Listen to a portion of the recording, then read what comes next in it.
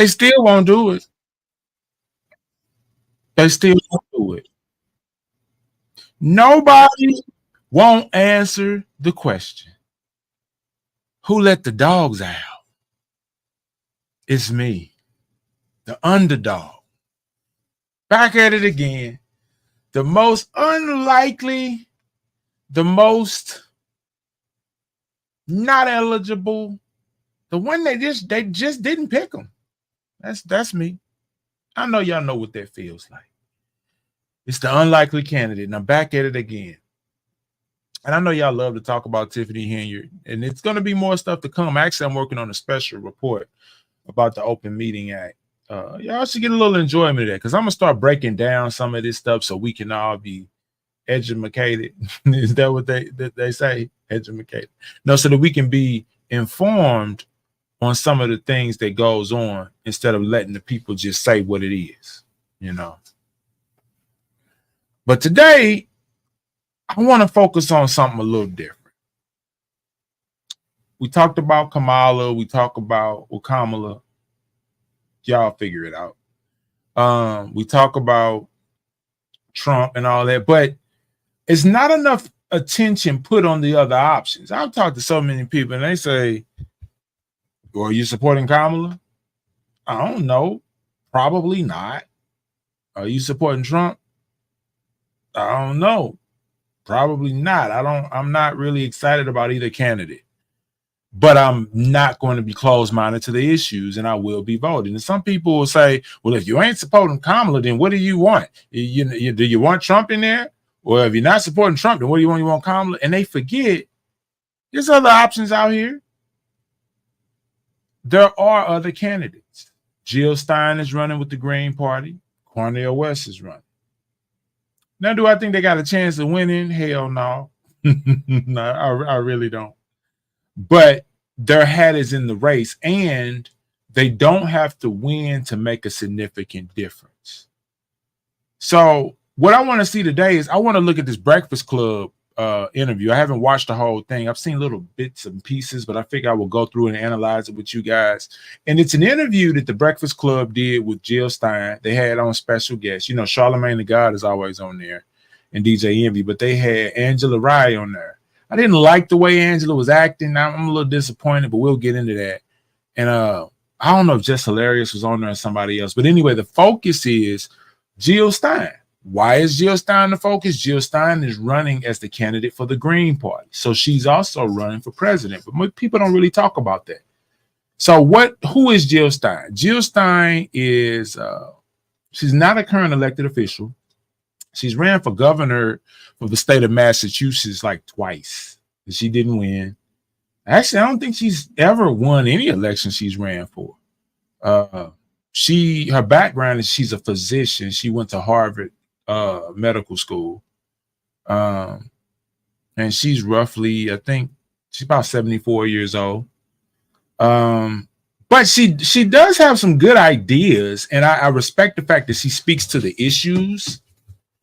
But again, I don't agree with everything she says. I don't think we'll ever agree with everything a candidate says. The best we could do is agree with the majority of those things, or at least see if those candidates will speak to our issues. So anyway, she breaks down a lot of things. So here's why it's important, though. She represents the Green Party. The Green Party and the Independent Party are not quite the same thing. Just like you have a Republican Party that has a general belief, the Democratic Party has a general belief. The Green Party does have a general belief as well. They kind of focus on sustainability, climate control, stuff like that. They focus on anti-violence and things like that. And so it's not quite an independent way of doing it. And so what the goal is, of course, she wants to get elected as president, but parties like the Green Party and Independents, they have a hard time raising money. That's why you don't hear about them. That's the only difference between you or I running for president without a Democratic or Republican nomination, and then those parties running. Those parties they get federal funding, aids, they have more funding behind them. And it's just like any other product, Coca-Cola's Coca-Cola and Pepsi's Pepsi, because not just because the product's good, but because it has the money behind it. If somebody else come up with a product that's just as good as Coca-Cola or Pepsi, but they don't have the marketing dollars, you ain't gonna never know about it. And so that's the same thing that's happening with Jill Stein and the Green Party, as well as other independents. They just don't have the money, the platform, the exposure. But here's the key. If the Green Party can get at least 5% of the public vote, then they will become eligible for federal funding. Then you will see them boost. You will see them become, I don't know if they'll become a real contender, but they will definitely have a bigger chance of winning than they do now.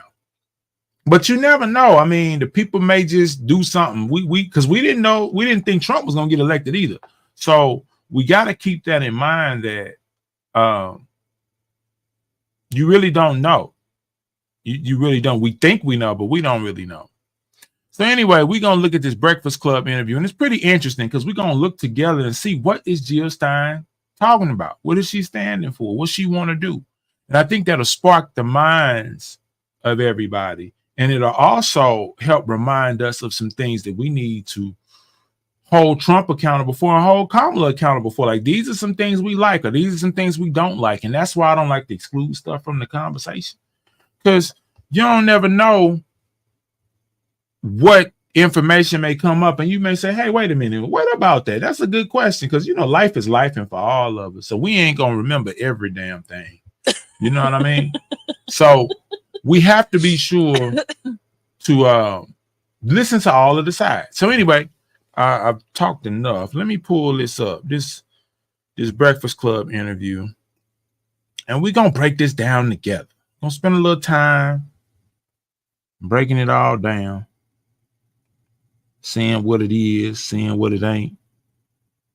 How I do that? I ain't know all that. Wait a minute. Hold on now. That ain't what I want. Let's see. Let me stop that there and pull myself up. Ain't that wild? That ain't what I want to do. This is what I wanted to do right here. All right. So let's get into this and see what's cracking. Hey, NV Jess Hilarious, Charlamagne the Guy. We are the Breakfast Club. Lauren LaRosa's filling in for Jess, and we have our sister Angela Rye with us this morning, helping us out. Hello. And we got some special guests joining us. We have Dr. Jill Stein. Welcome. Hello. And Dr. Butch Ware. Good Welcome. morning. Yes, sir. Good morning. Morning. We in the building. Y'all are the Green Party presidential candidate and running mate. Tell the people, what is the Green Party and how are they different from the Democrats and the Republicans? Well, for one thing, we don't take money from billionaires and bankers and APAC and Wall Street and the war machine. So we're a people-powered party. That's what makes us totally different. That's what liberates us to actually tell it like it is and to stand up and fight for the people, for the health care that we need as a human right, for the housing that we need, because half of America right now, half of all renters are struggling to keep a roof over their heads. That's not a surprise, I'm sure, to the listeners on this program. You know, 87 million people don't have the health care that we need. Our schools are in crisis.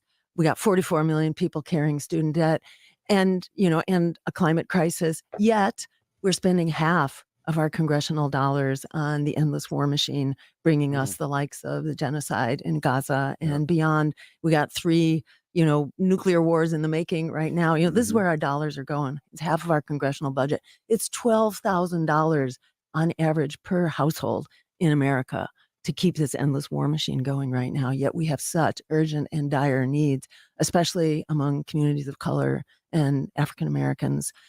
We've got really critical needs that we need to be meeting. And that's what the Green Party is about, actually fighting for people, planet, and peace over profit. And see, that is something that I've really been saying a lot about the whole campaign that's been going on. And that's what I didn't like about the debate as well. Kamala had a lot of talking points, and people like to say, well, Kamala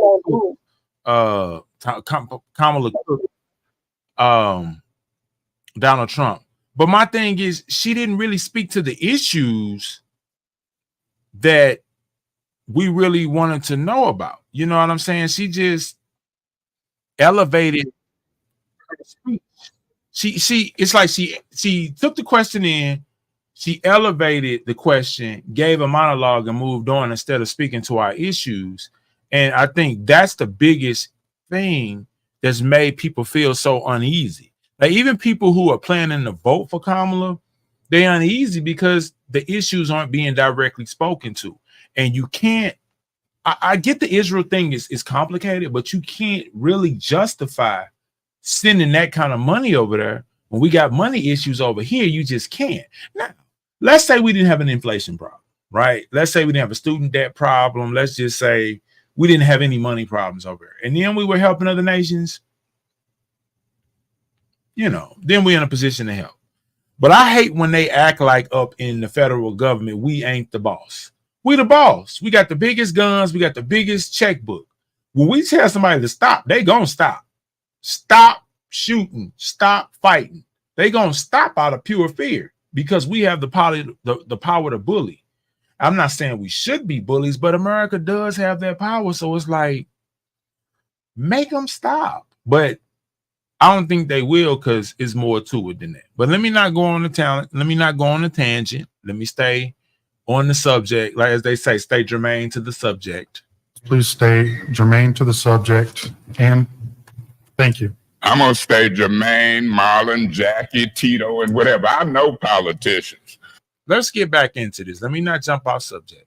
What you say to people that feel like the Green Party is really taking votes away from Democrats and it's a disruptor? A lot of people, especially a lot of older people, when you talk about other parties outside of Republican and Democrats, they say, oh, all they're doing is being disrupting. They're just taking the votes away from other parties. What are your thoughts on that? So that's kind of the propaganda of the power machine that wants you to stay in your place, basically, and to think that resistance is futile and think that you don't own your vote. I mean, who owns your vote?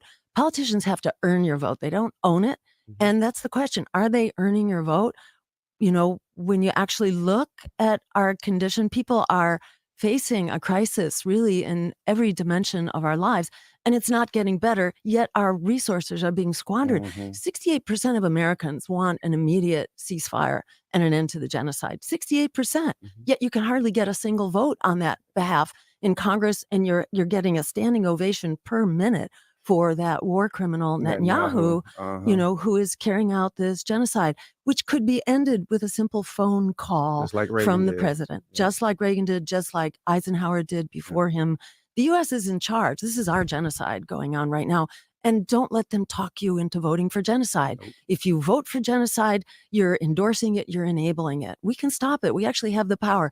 And I'll just quote two people, Frederick Douglass, who said, power concedes nothing without a demand. The empire is trying to talk you out of your demand right now, but we have that demand. We have the numbers to make the demand. We got the solutions.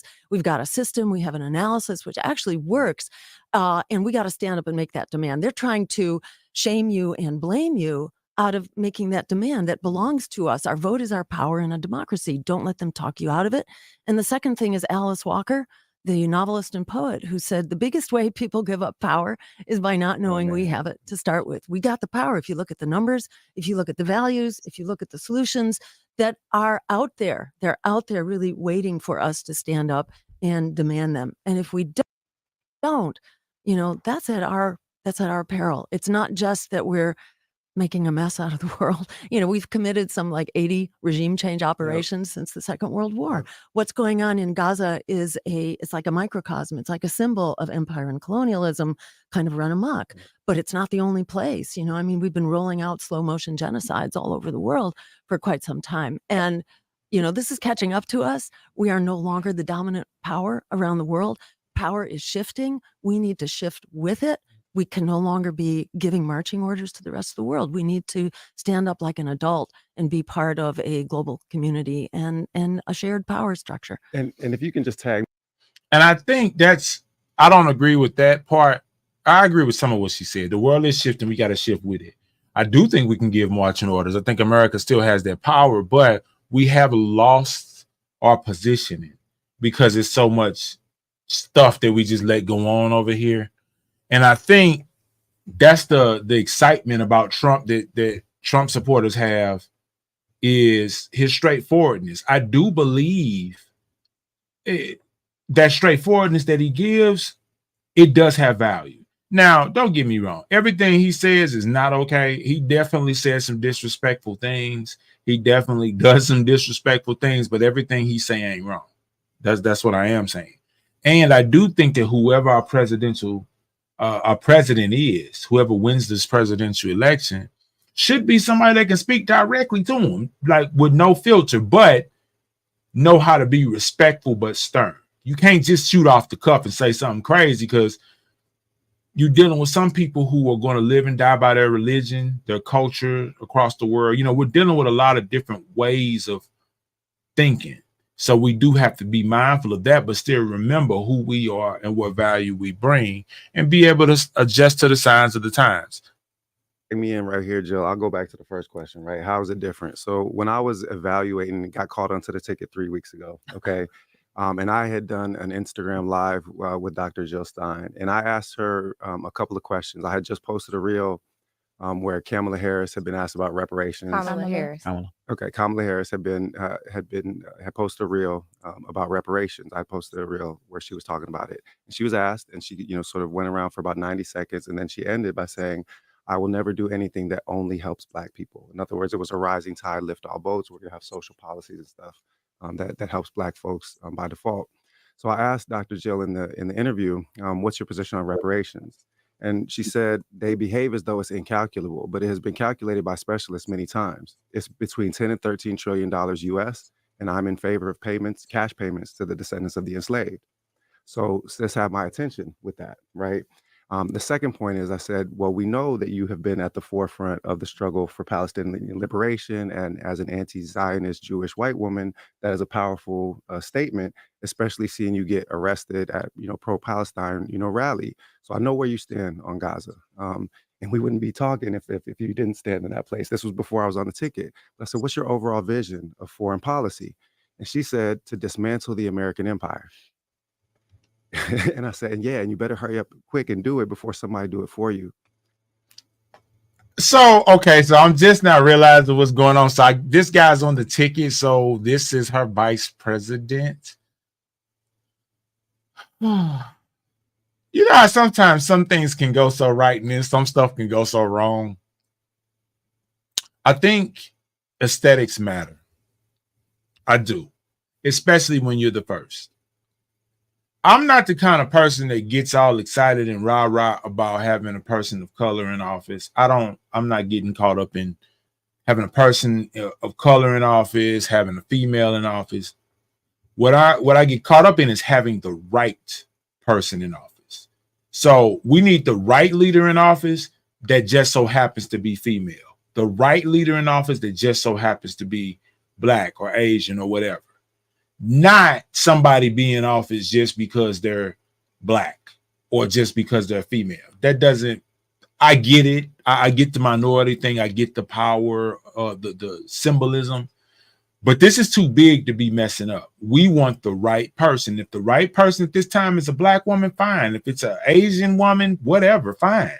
If it's a Black woman, great. If it's a white man, fine, great, whatever, but it gets weird when you just be trying to make people look a certain way and then just fit them in that slot. It's like, I think this guy doesn't. I think Jill Stein does look presidential, kind of, sort of. She looks something. She looks like an elected official when I say look something.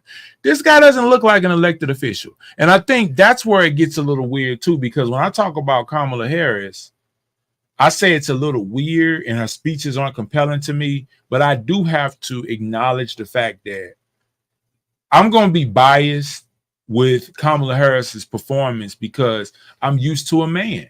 That doesn't mean that a woman can't do the job to me. That just means that in my lifetime, it's always been male presidents. Well, in everybody's lifetime.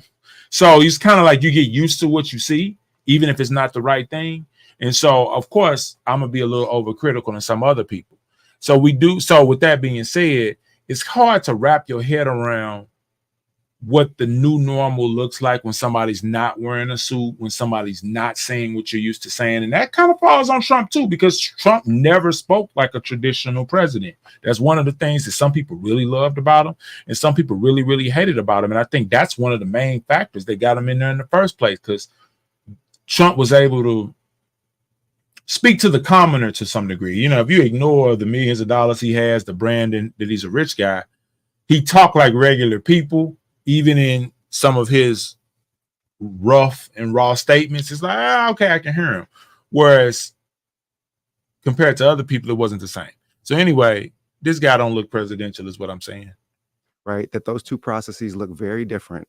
If you take the $1 trillion a year that are being thrown away, murdering other people's children in foreign countries, and instead put that into investments in infrastructure, into social housing, into healthcare in this country, then that looks like a flourishing, prosperous future, not just for Black America, but for all of America, right? Whereas if you continue to torment humanity with the most brutal imperialist state ever to exist in human history, that we're coming up on a 9/11 memorial, right? Jill and I are going to do something, a march in Detroit.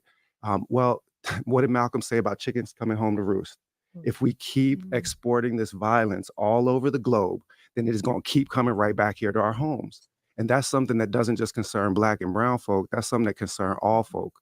Last thing that I'll say on this, you know, in response to your question, DJ Envy, I would, you know, one version that we get of that question, you know, regularly is like, well, you're throwing your vote away, you know, right? That's the other version of it. Okay.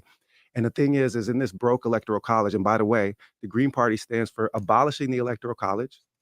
Okay. And so that hangover from slavery, and bringing in ranked choice voting in all voting systems so that you're not putting people on opposite sides where they bang on each other, right? The real criminal red and blue is not the honorable street organizations like the Bloods and the Crips. The real criminal gangs, red and blue, are the Democrats and Republicans. And right now they're being encouraged to bang on each other in public. If you have ranked choice voting, then people are going to be drawn to the middle rather than drawn to extremes. But let's go back to the question about throwing your vote away. In this electoral college system, all y'all throwing your votes away. Because unless you live in one of them 4 or 5 swing states, it is already decided that your state is going to go either blue or red before you ever get into the booth. So instead of throwing your vote away on team red or team blue when it don't make no difference in the state that you in, why not vote for reparations now? Why not vote for a ceasefire now? Why not build power in a Green Party that is going to give people an actual viable third-party alternative so that we can get these thugs on either side of the aisle to behave like grown folk? Well, so you raise an interesting point around throwing your vote away, and there's actually numbers on that. Dr. Stein, you raised over $7.3 million for a recount in 2016, a recount of votes that probably actually do matter. In Michigan, for example, you acquired 51,463 votes. Of course, Donald Trump beat Hillary Clinton by 10,704 votes, and she lost by half a percentage point in Michigan. In Wisconsin, 31,006 votes. You acquired. Trump beat Hillary Clinton by 22,177 votes. In Pennsylvania, 49,485 votes, and Donald Trump beat her by a little over 67,000 votes. You engaged in raising money for a recount because our votes actually do matter. Can you talk about the results of that recount in those 3 states that I just named? Sure. And let me say that every vote counts, you know, and we believe because every vote counts, that's why we don't want the Electoral College telling us that some states matter and others don't. We believe, and Absolutely. in terms of how we are conducting our campaign, we're in swing states, we're in red states, we're in blue states. We are all about building power and really helping to help people to grab the power that belongs to us. The fallacy there, which is what, you know, the Democrats in particular harp on, and it's not true.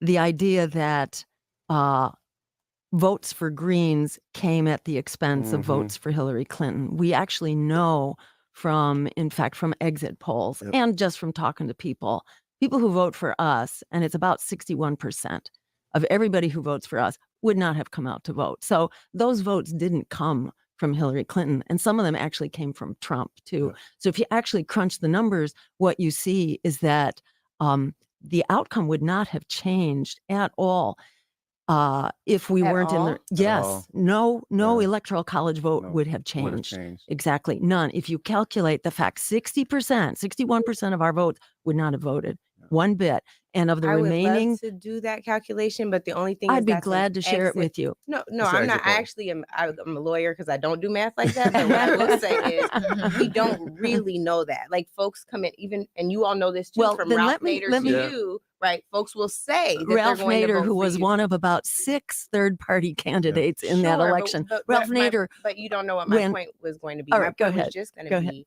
that folks will say, and it's happened to Hillary Clinton, it's happened to Kamala Harris, it's happened to Donald Trump. Folks will say in a poll that Yeah, they were going to vote or they are going to vote for this person. that's and it's true. You Exit- never exit know. polling, You don't know. But Yeah, but we that's fair. also know that 1 out of every 3 voters did not vote in the last presidential election in 2020.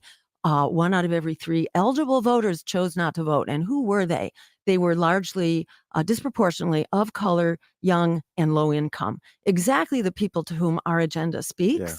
So, a lot about voting is indeterminate, and it's not Mhm. going to be predicted by polls, because polls, are by definition people who tend to vote. Sure. But what we're talking to are people who tend not to vote. Don't they also deserve a vote? And let me also cite the statistics that show the numbers are off the charts right now in terms of people who want other options. Yep. This is sampled every year by Gallup and also by Pew. But Gallup shows that the numbers now are 63% who are saying that the two parties are doing such a bad job of serving the public interest that 63% say we need another option. We need another major party. So, And that's why I always say, don't be true to a party. Be true to your priorities.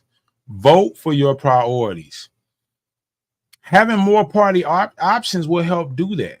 And that's why I want to hear the voices of the independents, because as the world gets more complicated, it can't just be black or white or just be red or blue, because we got a lot of complicated stuff going on here. So I know the electoral college thing is real janky. And it is a level of predetermination there, but all votes do matter. I don't want us to get in that way of thinking. Let's get back into it though. Let's hear out a little bit more. it's like amidst all this indeterminate stuff, Yep. and you're absolutely right, you can't predict a lot of this. Are we going to clamp down and say, therefore shut down choices, therefore shut down options, when that's what people are demanding? And why are people demanding it? Because they've been thrown under the bus for long enough by both parties, and they really want other options. So what we're saying is, let's give people those other options. If you're concerned about splitting the vote, so-called spoiled elections, there's a solution for that. It's called ranked choice voting. We have been pushing that for 20 years, and the Democrats keep shutting it down. Yeah. Why do they shut it down? Because they want to extort your vote. They want to be able to use fear campaigning and smear campaigning because they don't want to Right, the face charge. the music. Ca- Oh, well, it's hardly a new charge. No, we can I document also that. just jump in? to I know the great question extent. wasn't addressed No, to of me, course. but yeah, You I all just are a wanted to add a piece to it. And this has come, since I joined the campaign, reached out to colleagues, Dalia Mugahed, key researcher at ISPU, Institute for Social Policy and Understanding. So these are publicly available numbers, and this goes to the heart of the question that you asked about previous elections, but it's about this upcoming one, and then it's about where we actually are. So key swing states: Pennsylvania, Michigan, and Georgia. Okay. Mhm. These are all, for demographic purposes, essentially the same state. Similar proportion of African Americans, similar proportion of Muslims. There's little differences in the way that they're comprised, but specifically for the Muslim and Black populations, these are very similar states. So in 2020, Joe Biden received 65% of the Muslim vote in those states, and Joe Biden would not have won any of those states without getting that big majority amongst the Muslim vote. Okay, January 2024. 12% of the vote, according to polling. According to polling. Yes, from 65% to 12%. Okay, and the polling says, well, why? Gaza, right? So 80% of the people that have bailed said that Gaza is the reason. Even if that's for people that were Trump voters, that's for people that were Biden voters. The Muslim community has already been lost and is not coming back. And the thing is that in those swing states, you are never getting the Muslim vote back, which means, in point of fact, if we know this, then the Democrats have for sure known this. They are not winning any of those swing states without those Muslim You voters. don't think they're going to show up in November? Impossible. Dead man walking, bro. Like, I'm serious. It is a zombie. And Well, they you're- will show, but you're- right you're- now they're looking like they're going to be voting for yeah, us. so that's the Yeah. point. You So said Dahlia for pointed you this all, out. you all Yes. are gonna Yeah, get so Muslim votes. that's what they're showing That's is that well it's documented now. it's upwards Yeah. of 70% of those that are walking away from the Democratic Party are walking towards third party candidates. So in point of fact, only about 5%, 8%. There were two different numbers from two different points in time that Dahlia had cited. So it's somewhere between 5 and 10% are going towards Trump. It's a very small number. A very small number are remaining uncommitted. The overwhelming majority are going third party. And this was before it became clear, right, that the Green Party was going to be the strongest of those three parties. So then another poll run by the Council on American Islamic Relations, CARE, showed just last week that in the Muslim community nationwide now not just talking about those three swing states, but nationwide, had us polling neck and neck with Kamala Harris. And actually, a new poll was just released that came out this morning. I didn't get the chance to verify it, see whether it's a scientific poll or not, that we're now leading in that race. You guys are you're saying that you're competing in red states and Absolutely. battleground states. I'm sorry, y'all jump in too, but it just No, this is a dope interaction. So let's keep going. You know what I'm saying? Like, for real. There are at least 13 states Yes. where you all are not like on the ballot, or folks would have to write you in, or it's still contested. You're actively petitioning, for example, to be on the ballot in Rhode Island. So in those states where there are also Muslim people who you're saying you're winning over based on a poll that you're going to find the information for, what options do they have? If this is a 50 state strategy, y'all are short by 13. So in every state except for 3, there are 3 states that don't allow write-in campaigns, but write-ins are doable campaigns. Joe Biden himself won a write-in in New Hampshire because he was not in the primary for various reasons. Yeah, right. But even so, even in a primary, he ran a write-in campaign and did fabulous. So having the ability to do a write-in, if the community is really motivated, and in Wyoming, North Dakota, Kansas, but in the overwhelming Iowa, majority of states, we Illinois. are actually on the ballot. We will be on his write-ins in all of the states, with the exception of, I think it's South Dakota, Indiana, and Oklahoma. That's right. Those 3 states. But we are on the ballot, not write-ins. Yeah, sorry, go ahead. Well, so we will be a choice, an So- anti-genocide, anti-war, pro-war. So, I mean, tell me what y'all think about that. Write-in candidacy. Have you ever been motivated enough to just write a name in there? I did that once. I didn't actually. It was a local election. The guy won. Actually, I think he was running for fire director, something like that. It had something to do with the fire department.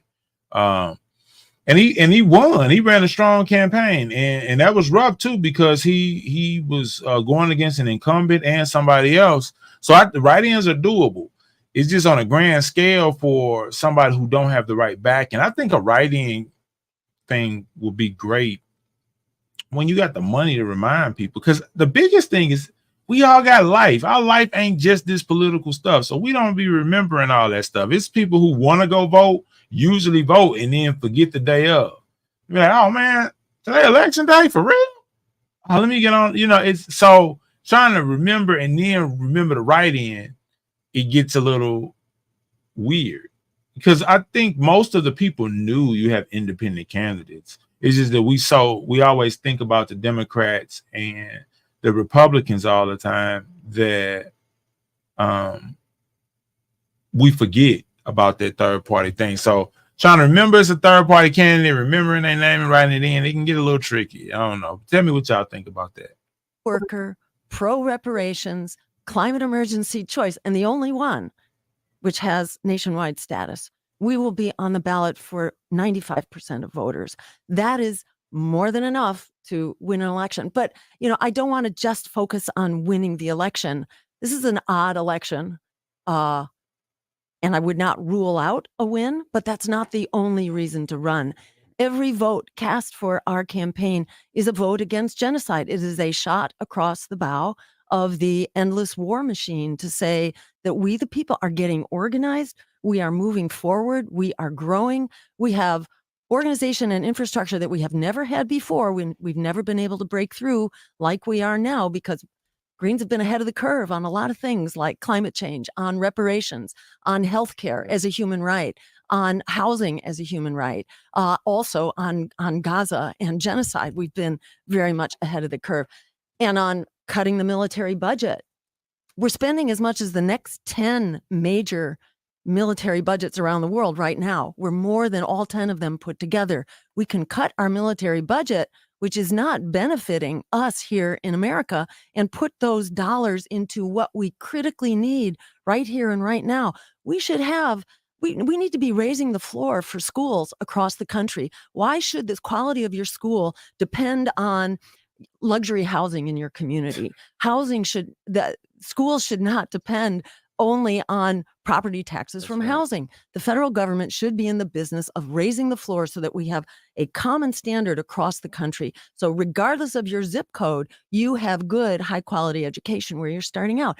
Things like that is where we need to be spending our money, not on endless war, on genocide, on killing children, on massacring women and children every day. You know, the police violence in this country, we don't need that police violence. And there are alternatives to that that can actually move us forward. Yeah, go ahead. A candidate. Now, see, and I agree with that. And I think it's important. That's a very, very important point that she made.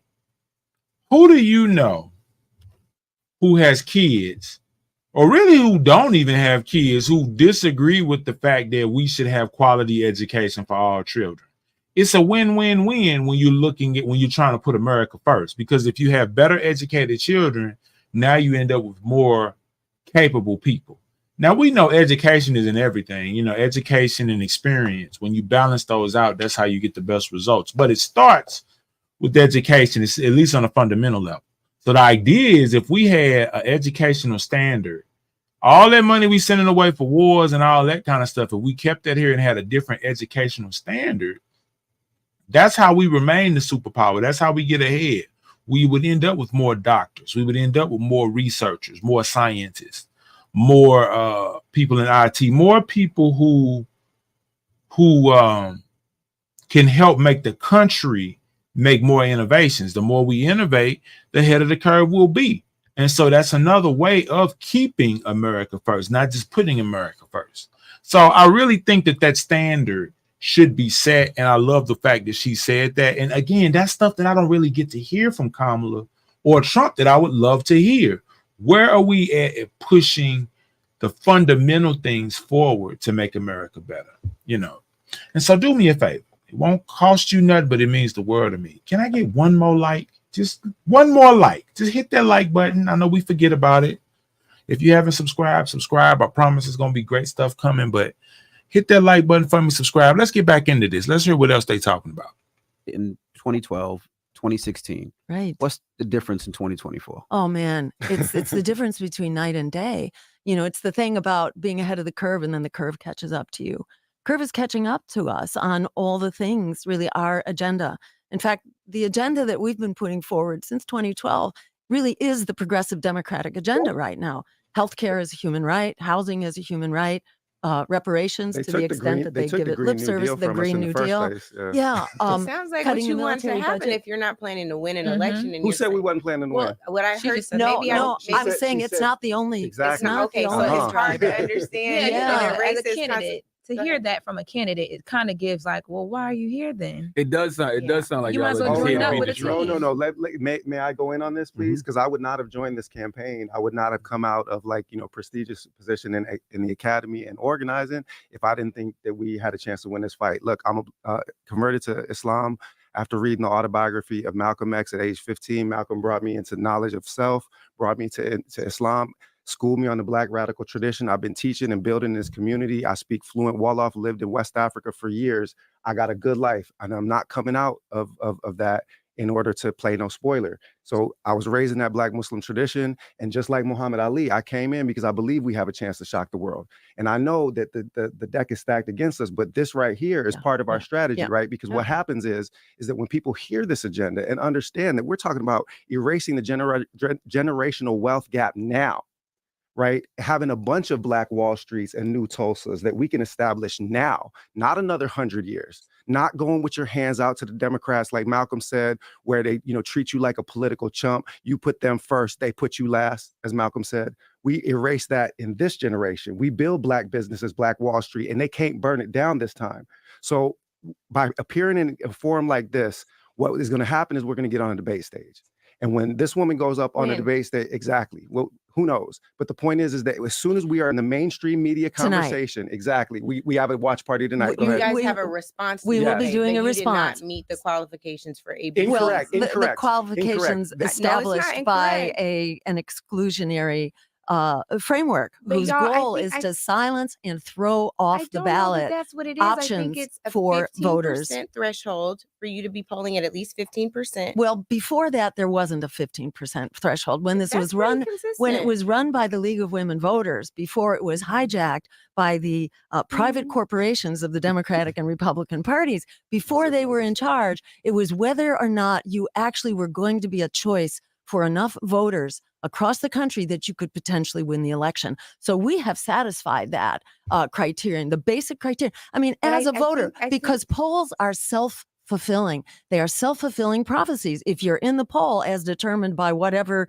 private polling agency, if you are in the polls, people are going to know about you. If you're not even being polled, people won't know. They do not predict outcomes, they produce them. And if people are saying, if people are screaming for other choices, don't they have a right to hear those other choices? I think they do, but I think that what you have are people that need a certain level of validity to the campaign. You will not hear Donald Trump or Kamala Harris tonight on this debate stage saying, "Hey, it's not just about us winning. Winning is everything." And even if we want to say, "Hey, this shouldn't be a binary choice." I grew up also raised by an activist. My dad brought home the picture of all of the parties in South Africa. Show you right. A multi-party democracy is great. That's not what we have. We have a binary choice between. Well, you may say so, but the American, it's not in the Constitution. And the American people, the American people don't want that. The American people are explicitly on records in absolutely unprecedented numbers saying we want other choices. And not only do people want other choices, they want to hear their choices. I do believe in a third party. I think we need other options, but it does seem like you all have a lot more smoke for the Democratic Party. I just wonder. Now that's a good question too. What do y'all think? Do you want more options? Put that in the comments, throw that in the chat. More options if you want more options. I would like more options. Again, I think we have to share ideas. We've gotten too casual with the decisions we make when we start voting for Democrats or Republicans. We need to all be selfish with our vote. It doesn't matter what your color is, what your ethnicity is, what you're into. Look at what is best for you.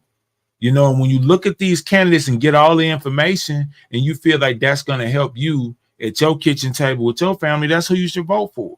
Because what will help me and my family may not help you and your family. That doesn't mean you're a bad person. That doesn't mean you have bad ideas. That just means that you're in a different situation, have different circumstances.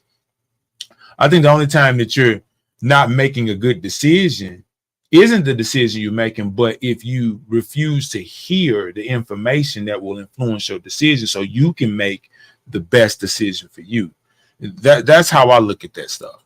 So, The why. Yeah. So if I can jump in on that particular point. So to kind of finish the previous one, I absolutely would not be in this race if I didn't think that we had a chance to win. I wouldn't waste y'all's time and I wouldn't waste my own time. So that's number one. We have had to, up until this point in time, target the Democrats specifically because they're the ones that are suing to keep us off the ballot. They're the ones that are trying to knock us off the ballot in Georgia. They are the ones that are doing everything they can to keep us from coming. If we were not a problem for them, AOC wouldn't be, doing her little sorry attack ads, against us, that we came back at. So the Democrats are attacking us. We're responding in kind. Just to be plain about this. The reason why they don't want Dr. Jill Stein on a debate stage is because she will be able to look at Team Red and say, this is a party that is led by a domestic terrorist and a criminal. Okay. Tried to overthrow the government on January 6th and is convicted of numerous crimes, including sexual abuse that amounts to rape and so forth. So this man is a domestic terrorist and a criminal. Okay, she can look to Kamala Harris and say, Kamala. sorry, Come on. Come on, my brother. You know, hold on. No, it's honest to God, no disrespect. To be perfectly honest, it's just the way that I had gotten used to pronouncing the name because it resembles a name that is used in West Africa. But you understand the point of getting it right, though, right? Absolutely. Yeah, you Especially as a have to. brother, As a yeah. brother on the team with the other, you gotta. Absolutely. I will not make that mistake again. Okay, I'm begging. I love seeing black men get jumped by black No, women. no, hold on. It's not me. Listen, listen. Baby, Listen. my edges just it's just triggering. Yeah. Hey, now see, now that's an interesting point. And y'all know I do it all the time, you know, and it's regardless. Let's be clear. Let me say this, and I ain't gonna say it no more. I'm gonna just refer back to it. I probably will say it again. I ain't gonna tell that lie. I say Kamala, I say Kamala, I'll get silly and say Carmelita, you know. But I have the utmost respect for Vice President Kamala Harris for what she represents. She represents a minority as a woman of color being the first vice president of the United States of America. You know, she does represent education. Do I agree with everything she says? No. Do I trust everything she's doing? No. But I do respect who she is on the level of a person, you know, because she's a woman first. Donald Trump. I don't agree with everything he says either. And he said some wild stuff or whatever. Everything he says ain't right. Everything he's saying wrong. I respect him too. And I do get the importance of getting names correct. It's interesting because you can look at this panel and you can tell who's biased. You can tell Angela Rye's on their necks because she's a hardcore Democrat. And you can tell that she's for Kamala no matter what. And she's acting like she'll vote blue no matter what they do. Charlamagne has made it clear that he's for Kamala. And just hilarious. It's obvious she's for Kamala. I don't know if she really understands any of this stuff when it comes to politics. I think she's one of those people that's just riding the wave. But, you know, it is what it is. Let's get back into it. Listen, richly deserved. And if I act a fool, check my black ass. That's fine. Word. Like no joke. Like I expect to be held accountable by my people, whether those are black folk or Muslims. So that is all love and it is all welcome. You're not gonna get no pushback from me on that. So where was I? She will turn to Kamala, okay, and be able to say, let me make that point too. And this is gonna be hard to hear this from my people as a black man saying what I'm finna say, but it's the truth. And I know it's the truth. You can't play the game that way. Yes, as a black leader, we want the best for black folk. Oh, okay. You know, as a white leader, I think they want the best for white folks. There's nothing wrong with being black and proud. Nothing wrong with being white and proud. Nothing wrong with being Asian and proud. It's just that when you start to make fun of or disrespect another culture or oppress another culture or harm another culture, that's when it becomes a problem. But no, you should be proud of your culture and all that. And when he says my people holding me accountable, no, see, you're going on the grand stage. We're in a country where it's multicultural. Black, white, Asian, Indian, whatever. It's all that here. And so everybody should hold you accountable. You can't be a black man and expect only black people hold you accountable. You can't be a white woman and expect only white people hold you accountable. You can't be a man and expect only men to hold you accountable. Women got something to say too. Everybody's voice matters. And so that's the thing about equality. If we equal, right? Everybody got something to say about your equal ass if we're going to be equal. You can't really fight for equality if you're not going to be willing to take scrutiny from everybody. So I hate to hear that, you know, when people try to make it like only my people in my ethnicity group can hold me accountable and speak to me. No, if you're in America, everybody gonna speak to you, and they got the right to. That's what it is, especially when you're running for the president. Come on now. I don't like that. Actually a war criminal in the following respect. The ICC and ICJ have made rulings that the Zionist entity, the state of Israel, is an illegal apartheid state. Okay, conducting an illegal genocide in the midst of an illegal occupation, and that anyone that provides material support to those things is actually complicit in war crimes. So you will say that there's a domestic terrorist on Team Red, and a war criminal on Team Blue. One party on this stage is not led by a criminal. One party on this stage wants to restore power to the American people, give a viable third-party alternative. And just to return to the point, yes, I do want that shot at their chin. And I'm coming for Trump. Like, I've already got my game plan laid out for Trump. You know, Trump thinks he can do nicknames. I already tagged AOC Pelosi, right? the reels have already started with that. So I'm coming for Trump. But the reality is that we have had to get the Democrats out of the way because they're trying to keep us off of ballots. Yes, go ahead. Question. Oh, I'm sorry. Go ahead. When you talk about AOC though, and it sounds like you have issues with her, right? Yeah. Her whole thing is like, you guys, according to what she's saying, that it doesn't add city council seats, state electives, She's and down wrong. ballot candidates. She's wrong. Can you speak to that? 1,500. Have you seen the flyer?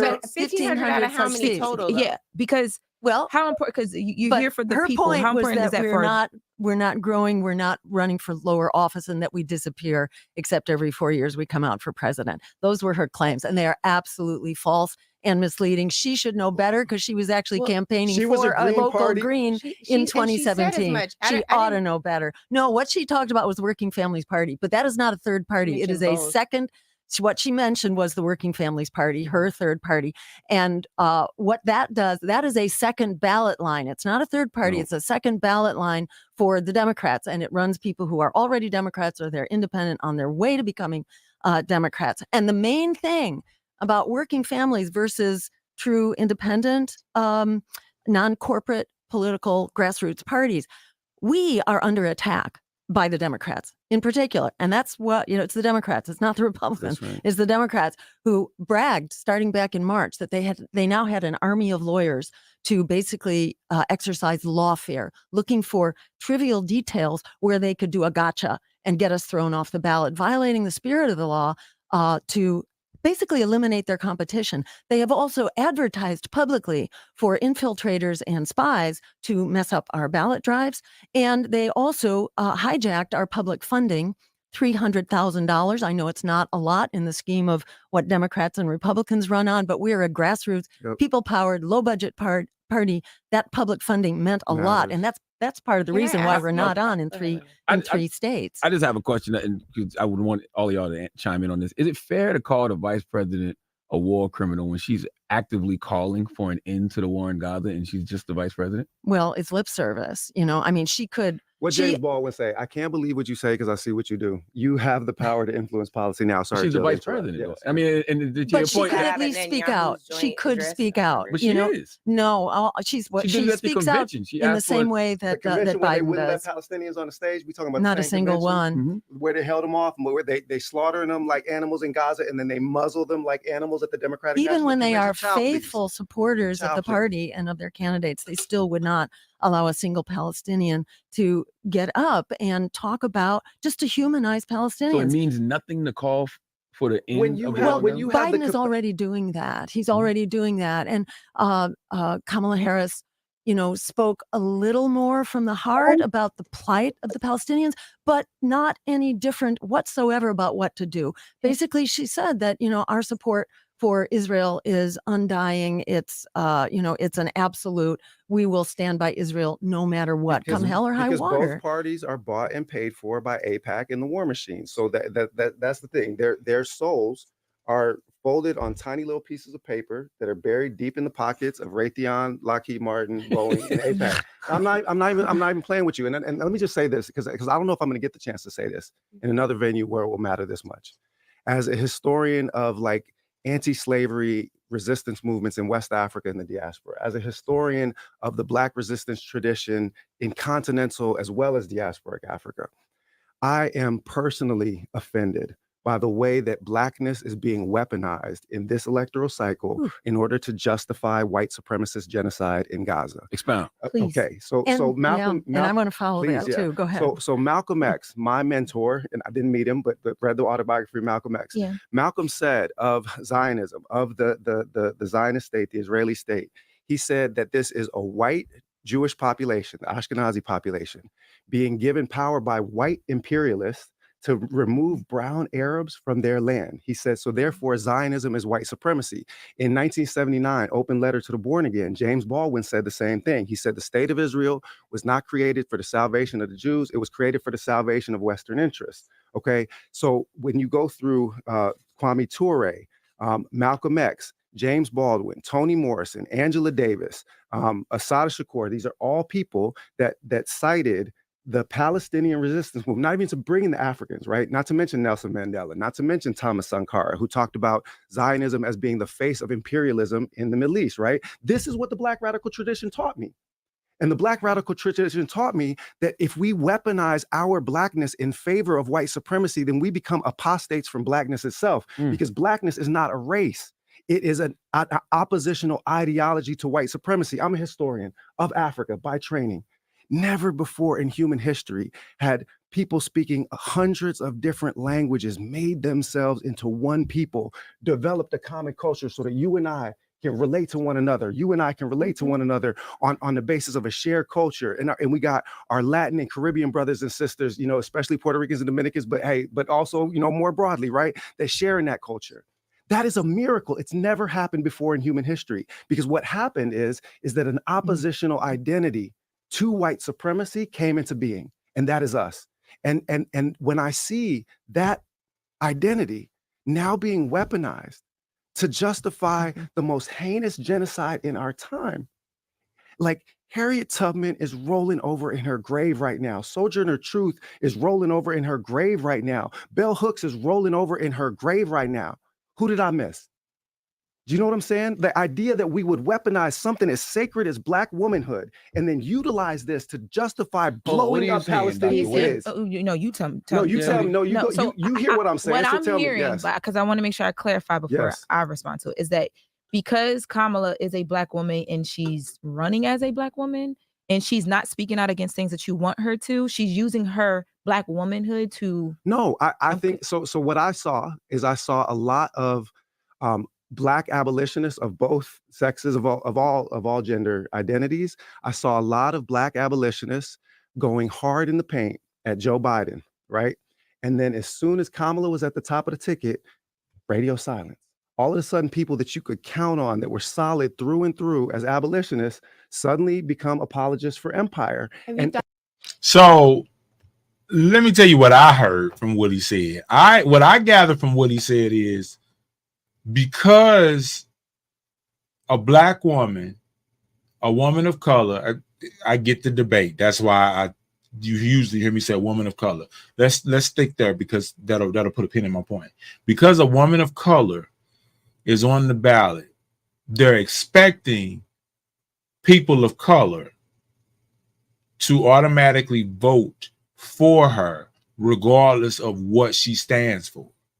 And because she supports Israel so strongly, we're inherently, as people of color, voting for the interests of people who are behind her, who are not people of color. So, in layman's terms, I heard him say, and I could be wrong, but this is what I'm hearing. Y'all tell me if I'm wrong and if I'm not hearing what y'all heard when he said that. White people is behind Kamala, a woman of color. Their interest is what's pushing Kamala. We're expected as people of color to vote for Kamala because of she's a woman of color, even though she's pushing a white agenda. That's what I heard him say. Let me know if that's what y'all heard him say. And that's I don't know how I feel about that yet. Thought about why? Yes, of course I've thought about why. Why is that? Why is that? The reason is that we have this aspirational hope that is related to like Black achievement and Black power and Black excellence, and it was weaponized in the Obama presidency. But so let me. Could it be something else? Please could it educate me. Could it be? I know her. Yes. Could it be that she is someone who listens to voices on all sides? Could it be that when the opportunity, you can turn your head, but I've been in the room. No, you can turn your head, but I've been in the room, Dr. Ware. Don't be disrespectful, Dr. Ware. You're not. No, I was not. Feeling the spirit, but I'm just saying, I've been in the room. I was actually not turning my back. I was looking to see what the response on the other side of the room was. We're just over here engaged. Yeah, no, because I can't see the people that are behind me. So no disrespect. We're all having healthy conversation, by the way. Nobody's against anybody. I agree. I ain't never turning my back on Angela Rye ever again. I'm gonna sit over. Let Ms. Rod finish her thought. It's part of the The last strategy. thing that I need, You see what I'm the saying? last It's thing part of that the I need is strategy. this system making me an enemy. No, you're not making it. I knew you was going there. Why you doing that? But because it's part of the strategy, friend. Because I knew you was kind of getting your way to this, and it's very disappointing to see you do that and then say Get away, Lauren. Get away, Lauren. I'm still trying to make. Get away. What do we misconstrue? Get so away. how I Well, let Angela finish her point. Okay, Let her you just go finish ahead. her Go point, ahead. and I would definitely like to hear. Could it be Me move that you. You're getting a little someone nervous. I who- understand, bro. No, I'm straight. Happens to me all the time. Don't No, worry. I just had to like. Although Instinctively go to that my might be true, you know, you're protection. right. Okay, all right. I can't Yeah, help you don't need to be protected from me. My words are not weapons, and actually, it's just really to dispel for real. some of the myths. I think that since you all believe in polls a lot more than I do, there are a lot of folks that are saying that they still are trying to get to know Kamala Harris, even clearly how to pronounce her name. Yep. So what I would say is, it could be that they've seen an opportunity for negotiation, for hearing another perspective. I've been in the rooms with her on justice reform issues and others, helped to convene those rooms where she's been more open, because what we do know about how politics works is that it can't just be this wish agenda. I love a lot of what you all have on your agenda. I'll call it the after 7 ready or not agenda. I'll give you the sun, the rain, the moon, the stars, and mountains. But there's really who called it a wish list? You mean the same people that spend $1 trillion of y'all's money blowing up other people's kids are saying it's a wish list to have an actual social programming? I think that's propaganda, man. That's propaganda. It's not propaganda. I'm saying it because I've worked on Capitol Hill. It's very difficult to get what you're trying to achieve. So just for example, Jill can talk about what you can do just from the executive Dr. office. Ware, yes, ma'am. Thank you. Just for an example, I'd love to know how many voting members in the United States House of Representatives. So we have been blocked. The Democrats throw us off the ballot. They interfere. They put spies and infiltrators on our campaign. How many voting members? Compare us. No. Answer the question. How many voting members in the United States House of Representatives, Republican, Democrat, and Independent? How many total? How many total are there? What is it? 600 some? No, it's 435 plus 100 in the Senate, right? 100. Yes, I said House of Representatives. 100 in the Senate.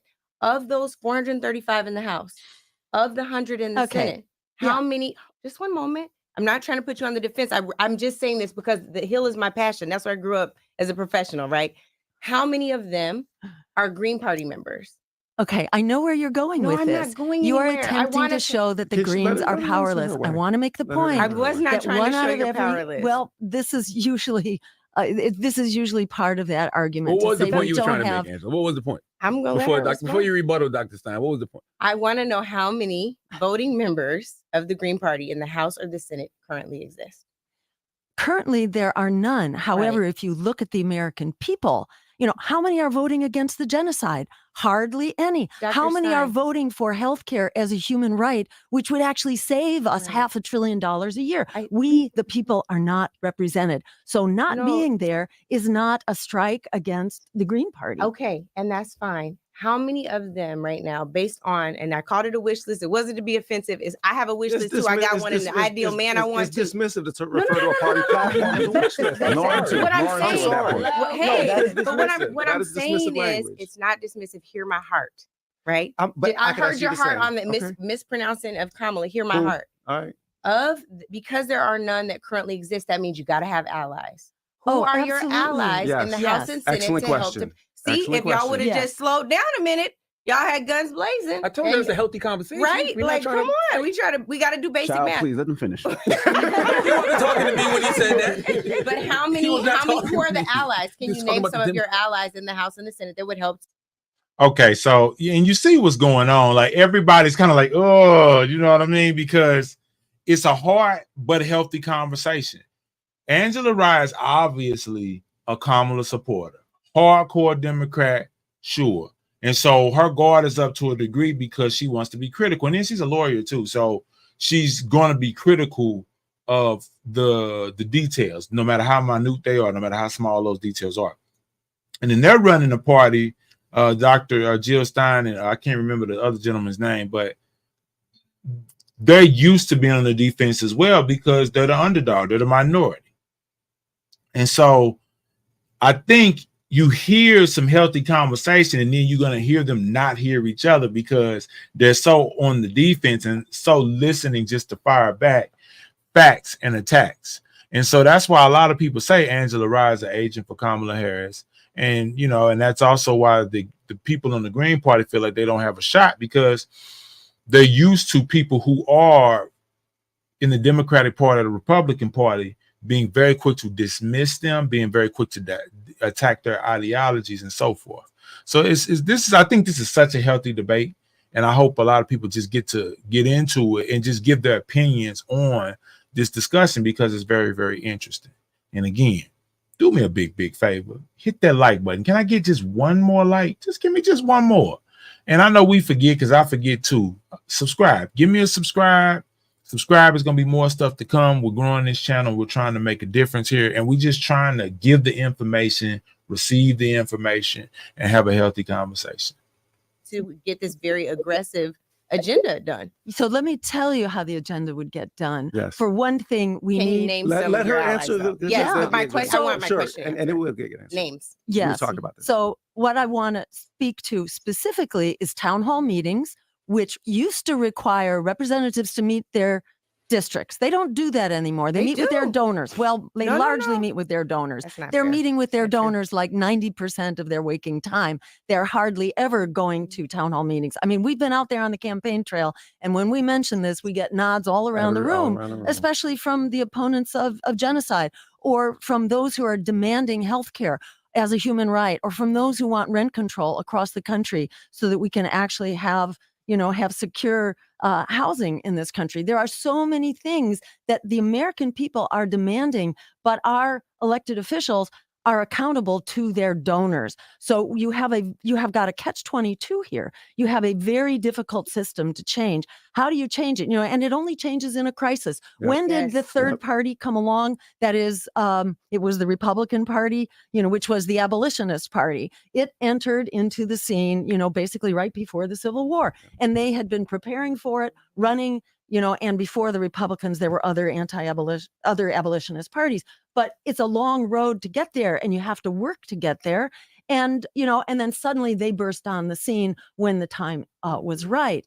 And right now we know that the American people are clamoring for other options. The other options, like namely us, we are the major option on the ballot across the country. We are being denied airtime. We're being censored. We're being silenced. We're being canceled effectively, very much by an explicit plan through the Democratic Party, which they've actually been explicit about. I understand that, and you've repeated that today, Dr. Stein. What I'm trying to say is, with the the very aggressive agenda you have, I said to you all, I agree with a lot of what you have there. What I'm talking about is, as a political strategist, let me tell you, your on day one, who are your? Let me tell you, on day one, your allies. On day one, we stopped the genocide. Okay, there's a lot. Allies. So there's a lot that I'm trying, but I can't get an answer to my question. Know. Your question, however, denies the power that the president has as the executive. The president has a fair amount of executive authority to actually begin the process. So that process begins with stopping the genocide on day one, which happens with a phone call. It's happened before. This absolutely will happen, especially if we invoke the weapons embargo. So would you say that you don't need allies? On issues where you have executive authority, what you need are allies among the people, but you don't need the votes in Congress for much of this agenda. To declare a climate emergency, which we have. The Colorado River is about to shut down. We got people dying from heat, from inadequate food supply. People can't afford their food. Yet the major source of food in the U.S. Is in deep trouble right now. The Colorado River is within 1 to 2 years of shutting down. That supplies the California agriculture system. What do you mean? It's. She asked her a question. Who are your allies? Who are they?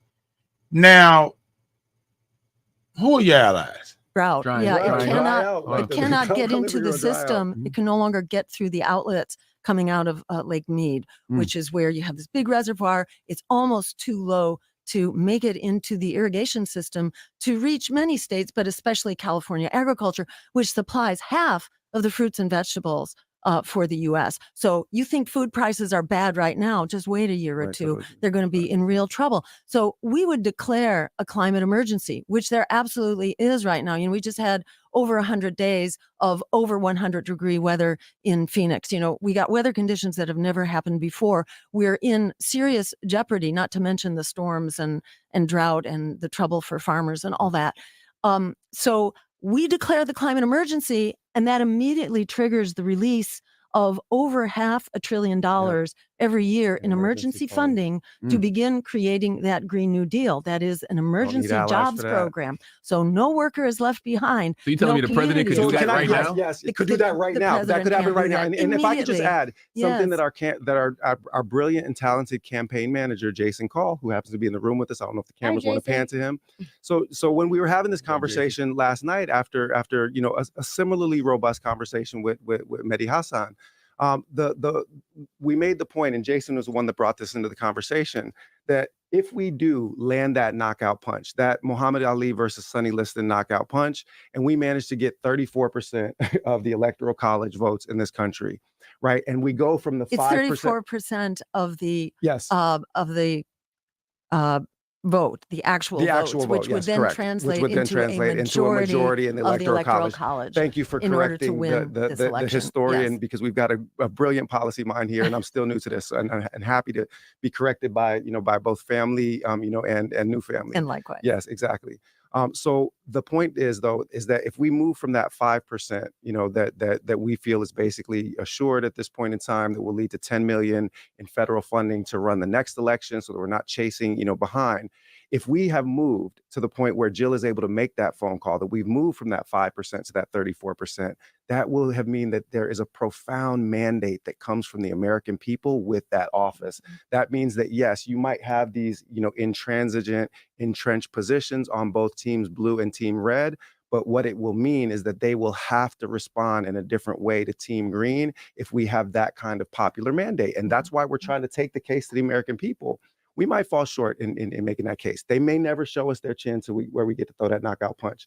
But in the meantime, we are able to consolidate power that can be utilized in the next electoral cycle and in subsequent electoral cycles to give the American people a genuine choice rather than just the two gangbangers. But when you talk about a threat to democracy, like Donald Trump is, right? We can all agree on that. Yes, absolutely. Yes. What if, because of y'all, he ended up winning, and then there is no more democracy for y'all to even have a chance to be a threat in the future? Yeah, so...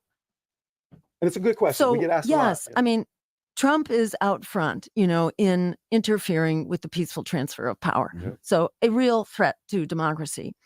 The Democrats on their end don't get a lot of, they're not held accountable for this, but they are throwing their competitors off the ballot in advance of the election. Did they really hire a bunch of lawyers to throw y'all off for 3 states? Yes, we can send you the articles if you like in the Washington Post and the New York Times. Oh yeah, I read them. They're bragging, actually. They're bragging not only about the consequences, but even when their plan was launched back in March, they are bragging that they have hired an army of lawyers basically to find faults in our, in our petitions, in our electoral process of getting on the ballot. So we have screenshots of their ads, which they have since taken down, but they actually have ads advertising for people to manage infiltrators and spies into our campaigns.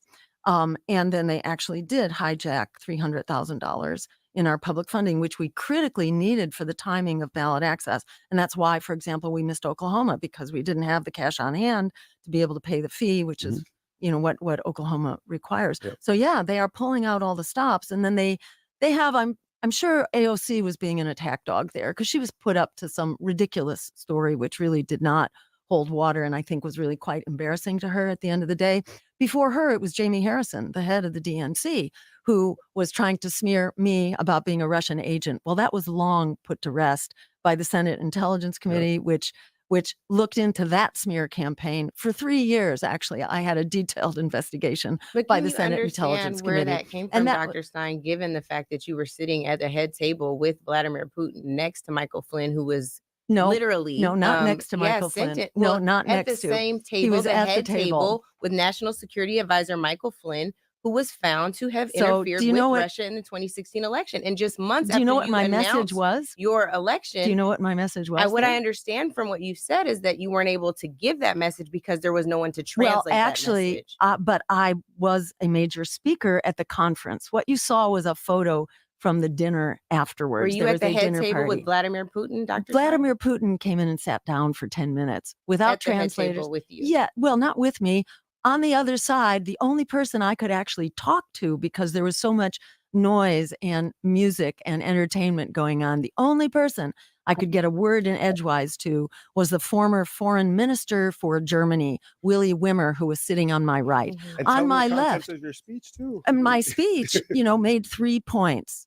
My speech made 3 points. One is that we needed an immediate peace offensive in the Middle East, and that Vladimir Putin needed to stop bombing Syria, which he had just begun doing. I told him that he was following in the footsteps of U.S. foreign policy, which was a disaster by way of trying to bomb our way to peace in the Middle East. The second point was that we need a global Green New Deal because we have a crisis that impacts all of us. Yep. We need to move our money from the military to actually confronting our true, real threat to our survival, the climate. And the third thing being we need to get rid of the nuclear weapons. That too is a threat to our survival. And right now that is a law. That is a law of the land. The Nuclear Weapons Ban Treaty is now required by the United Nations. The vast majority of the world nations have signed on, but not the nuclear weapons holding nations, not Israel, not Russia, not the US, not China. So I was there to promote those 3 things, not just to Russia, but to the world press, But which this was a gathered Russian there. TV dinner, which American intelligence officials say is the Kremlin mouthpiece. And I'm curious if you were there, you were sitting in this picture that I see. So I was you're sitting there to across from speak to Vladimir Putin. global media, including the Canadian Broadcasting System, the BBC, China, India, world media, to know that there is another constituency within the U.S. We are not all about being empire, about conducting endless war against Black and brown people around the world and ginning up nuclear weapons. And we have, by the way, led the charge in dismantling the nuclear treaties, so that right now we are risking nuclear war on 3 fronts. Did you know that one nuclear armed submarine alone contains the equivalent of 5,000 Hiroshima bombs? Nuclear confrontation is a threat to us all because of the nuclear winter thing.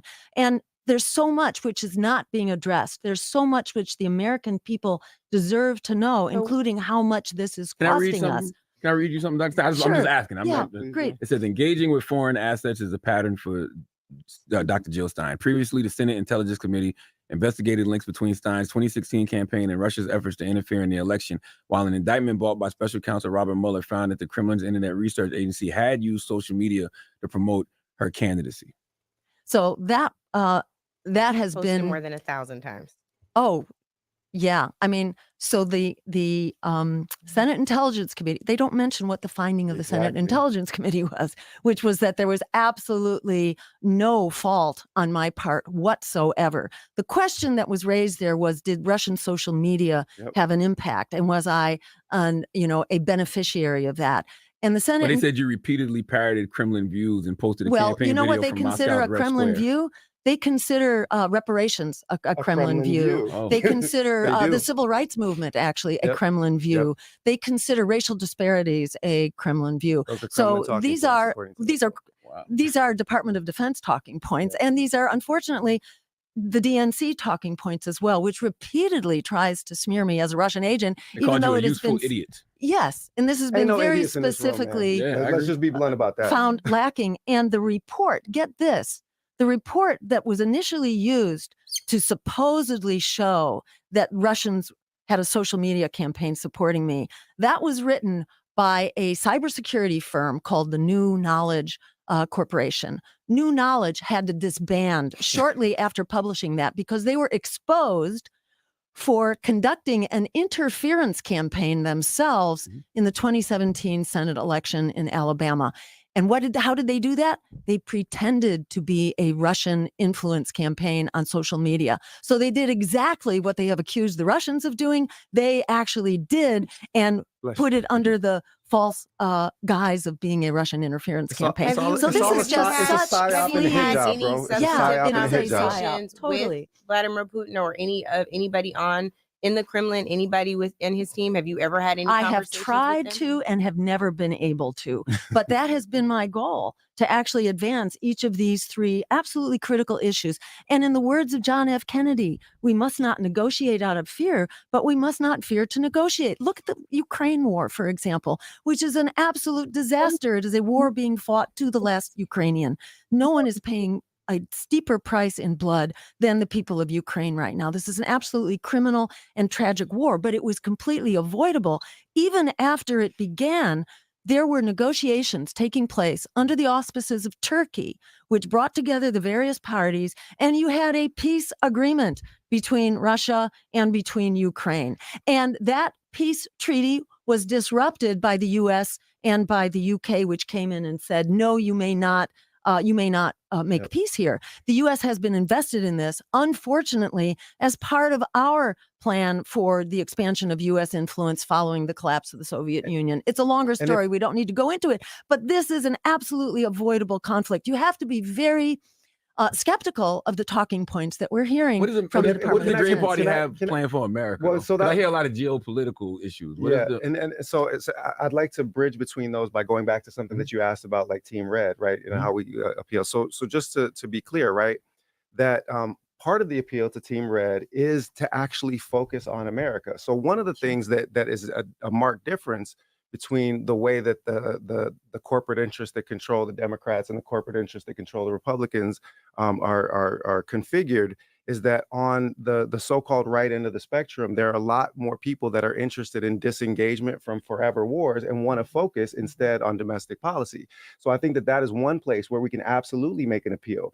And, the appeal that Jill, sort of framed, and I'll be blunt about this, like my grandfather, Rudolph Ware Sr., he never, I go by Butch, but I'm actually Rudolph Ware III. My grandfather from Georgia, father grew up in DC. My son is also Rudolph, so we got four of them.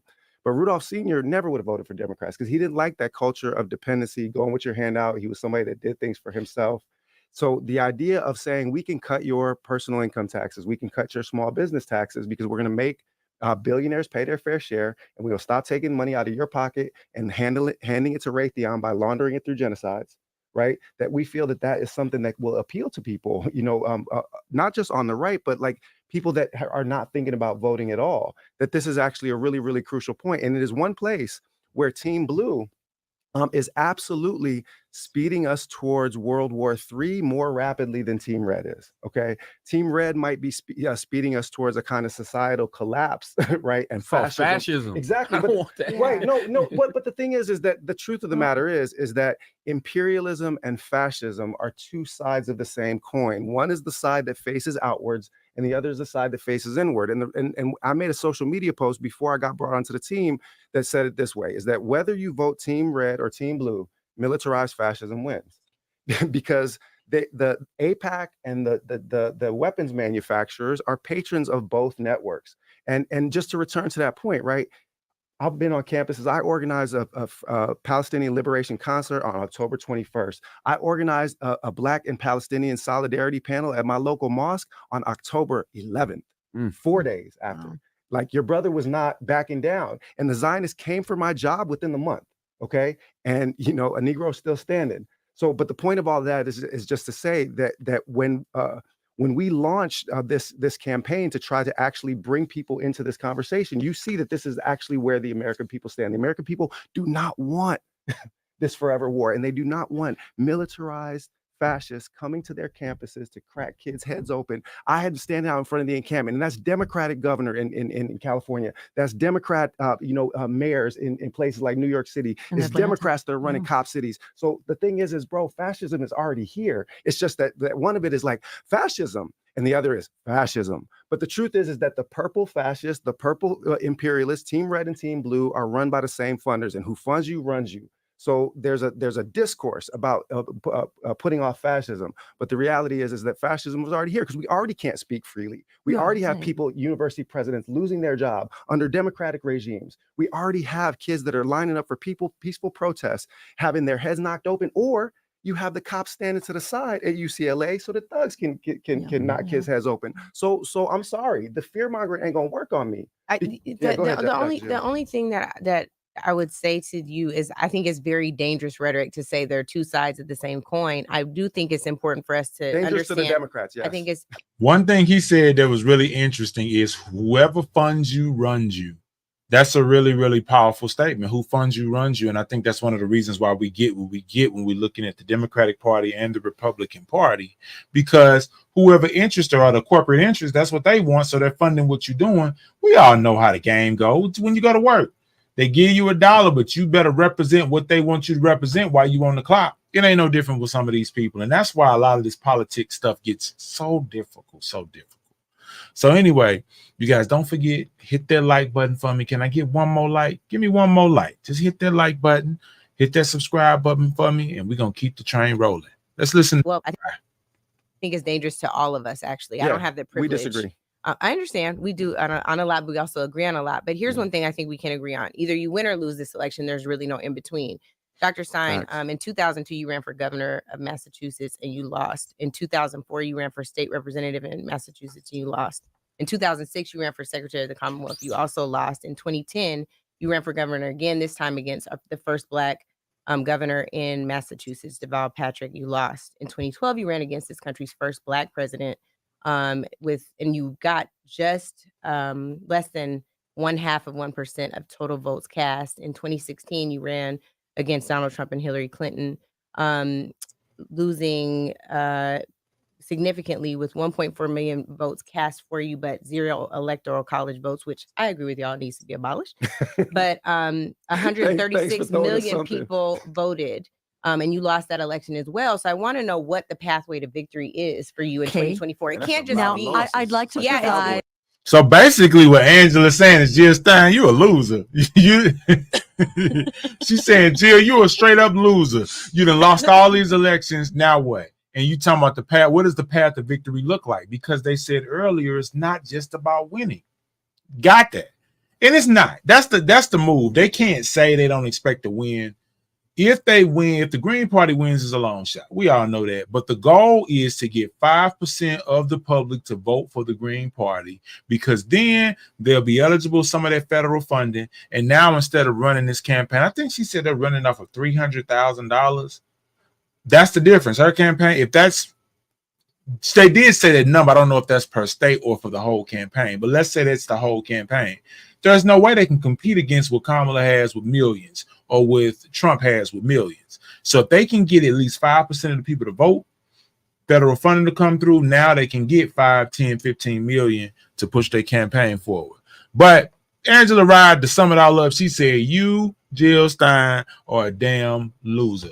You are out of order. Yeah. So let's get back into it. There's not a Shut your mouth. Watch your fucking mouth. I want to provide. And I also, can I respond, please? And May I respond? Go ahead. Well, I would like to respond. This is the framing of the empire and the oligarchy and white supremacy and colonialism, which wants you to feel that resistance is futile. This is about voter blaming and voter shaming. Let me just What you're not going to say is that I'm ever parroting anything at the hands of white supremacy. This is something that's very different. This is me asking you again. It's a binary choice in an election. I'm just pointing out that these are the talking points. No, these are the same talking points that the DNC I didn't get my talking uses. This is not DNC talking points. This is my research. And sadly for you, the research says you have never won an election. You have been successful in pushing forward certain agendas as an advocate, but you have never won an election as a candidate. One is that a party. winning strategy? So in order to win, a journey of 1,000 miles begins with one step. And in this case, it's many steps. Let me point out, please, You need to compare the Green Party, not with those who are taking money from AIPAC and the War Machine and Wall Street. You've got to compare us, excuse me, you have to compare us to other grassroots, Brother, now you non-corporate. She told me I'm a white supremacist. Okay. We need. She said I was parroting the talking points of a white supremacist. See, that was my disappointment. May I finish, earlier. please? Like may I get to my point? May I please get to my point? Let me finish. Look at her now. They done got all hot and bothered around the collar. And yeah, I agree with you. The country is in trouble, whether it's red or blue. We are in trouble. Thanks for that comment. But you see, they done got all hot behind the collar. She didn't call Jill Stein a loser. She's trying to respond back, and everybody's defenses is up. And it's like, this ain't really gotta be a boxing match. This is a conversation to look at what the options are. What do we need to do? And I think that's what's hurting us so much as a country, that everybody's uncomfortable hearing something they don't like and getting the information that they need to vote straight up. We would have a better country if people just had a list. This is what it is. I'm going to lower your taxes. I'm going to bring down inflation. I'm going to stop sending that money overseas, and I'm going to get rid of the migrants. Vote for me. And then they do it. Or somebody say, no, we're going to help other countries, so we're going to still send them some money. We are going to raise your taxes because that's the only way we can bring inflation down. And some of the migrants can stay, some of them got to go, and we're going to have a different plan to do it. If you gave people direct information for us to vote on, you would get such a different result from us. Everybody people got jobs, they got kids, they got wives, they got husbands, they got stuff to do. You ain't got time to be trying to listen to what you're saying and then filter through the lies and filter through the malarkey and filter through the complicated conversations. I'm just saying. Finish, please. Thank you. And hit that like button for me, okay? Thank you. You're trying to compare us to the Democratic Party and the Republican Party with their billions of dollars, or to the Working Families Party, which is not under attack. As a people-powered party, not taking money from Wall Street or the War Machine or AIPAC, we are on very different turf. But if you compare us to all other similar parties, which are not taking corporate money, which are not bought and paid for, which can stand up against endless war, against homelessness, against the climate crisis, against the housing and the healthcare crisis. Campaigns like us, who can actually stand up for the people, they last exactly 1 to 2 election cycles, and then they're gone. So we are actually the pillar of strength among people-powered politics. And what have we done? Over that period, we have established the Green Party as the vehicle for people-powered politics. We have also launched the agenda, which has been adopted by the progressive Democrats, given lip service, not actually advanced. But whether you're looking at healthcare as a human right, launched by Ralph Nader as a national issue, reparations, launched by our campaign as a national issue in 2012. If you look at free public higher education, bailing out students and ending student debt.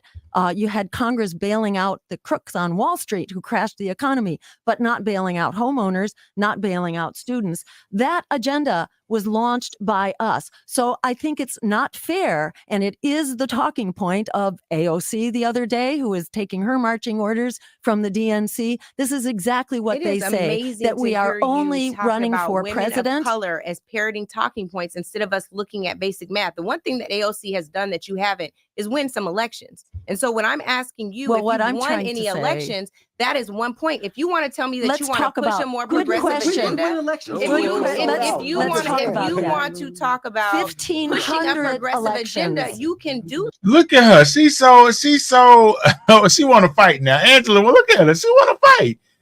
She's so fine. She's so fine. But still, she want to fight. And you can tell what's going on with her. And it's like, it's not about if you win the elections in the past. And I know that sounds crazy, but here where I'm going with this. The thing is, the easiest way to win, this is how you win an election. You get a lot of money behind you and just tell people what they want to hear. But is that going to make the country better? You want to tell the people what they want to hear, but you also want to have a track record and the reputation to do what you're saying you can do. And that's why I tell people, listen, I ain't going to judge you for voting for Kamala. I ain't going to judge you for voting for Trump. I ain't going to judge you for voting for Stein or whoever. Be selfish with your vote. Look at what happens at your kitchen table, what you want to do for yourself, Look at the person that's running, listen to what they're saying, look at their track record to see if they can get it done. And if they can get it done based on their track records and they're speaking to the issues that apply to you and your family, vote for you. Don't vote. You don't owe me your vote. You don't even owe them your vote. You owe yourself your vote. Don't get caught up in them just all that hype, all that lip service. That not by running necessarily for As president. Your Frederick track Douglass record said, as a state power rep candidate, concedes as a nothing. secretary of the Commonwealth candidate, as a gubernatorial candidate, as a presidential I hear candidate are this. woefully lacking. I hear so I'm this, asking if you unfortunately, consider going as about it the a different way blaming- instead of telling me I'm parroting white supremacist talking points. So I can Perhaps tell you, you'd hear the facts. I These can are tell the you, facts. The numbers are not on your side. Right? Did she say Google notorial? Google notorial? I don't know what that meant. Google notorial, whatever. I don't know what she said. That's lawyer talk. So Dr. Jill Stein, let's Oh, end with some closing absolutely. remarks. Yes. On your campaign, and then the Honorable Angela Rye, you can end with your I'm closing done. remarks. I've okay. asked my Let's- question. Okay, so as Frederick Douglass said, power concedes nothing without a demand. It never has and it never will. Like so many other Greens, I came from the world of social activism. I spent decades upon decades fighting for healthcare as a human right, for racially just redistricting, which we actually succeeded in, for getting big money out of politics and creating a public financing system, which we actually succeeded in Massachusetts until the Democratic legislature came in and invalidated the people's referendum, which had won by a 2-to-1 margin. They invalidated it on a voice vote and refused to provide the funding for it. I saw our movements being beaten back by the power, the political power of corporations and billionaires operating through the Democratic and Republican parties. I saw that over and over again. We are not making incremental progress forward. We're actually taking rather major steps backwards right now. You know, the disparities, racial disparities, black and white disparities are actually not better at all than they were in 1960, in spite of all the hard work and the lip service that's been given to racial justice and racial equality. In Boston, in the Massachusetts area, the average household wealth of the African-American family is $8, considering debt. The average wealth of the Caucasian family is $250,000. And this is not unusual. This is where we are. We are stuck. If you looked at the footage from the floor of the DNC, what you could see were the corporate suites, which started at $500,000 each and went up to $5 million. This is the money running the DNC, running the Republican National Committee as well. These parties have been bought and paid for. They really do not have wiggle room. We're not going to fix this around the margins. We need to stand up and build a coalition. This was my experience as an organizer, a successful organizer on these many issues that I just ran through. How did we do that? You do it by building coalitions. But if your coalitions are only there for the moment, you can get the bill passed like we did with public funding of elections, but they're going to tear it down. Then you need your coalition to remain in power and to remain effective so that you're fighting to maintain your victories. So what I see us having done since I first was tricked into running for office in 2000, running for governor, I was tricked into running for office because I saw we were failing over and over and over again on our aspirations for racial justice, to fight white supremacy, to fight police violence, which also is getting worse year by year, to fight for healthcare. The health disparities between African-American and white population is about 3 years. 3 years of life taken away from African Americans, and that's before you add in the disparities in education. If you factor in education disparities as well, that 3 years grows to 10 years, a decade taken off the lives of most African Americans. To me, this was just unacceptable. I could not sit there and take it over and over again, especially after the Democrats reversed our achievements to get at the core problem, which is the corruption of money in politics. We solved that, and they basically tore that solution to shreds. I could not stand there. That's when I got recruited to run for office, because I began to realize this is about building coalitions. That doesn't happen overnight. It takes a lot of education. It takes a lot of work. And so I ran in that first race for governor, challenging actually Mitt Romney, who was running for governor on the Republican ticket. And you know what? We had to fight our way to get into a televised debate, but we did succeed because the turnout was huge in the rallies that were demanding to open up the debates. And that debate was opened up on one occasion.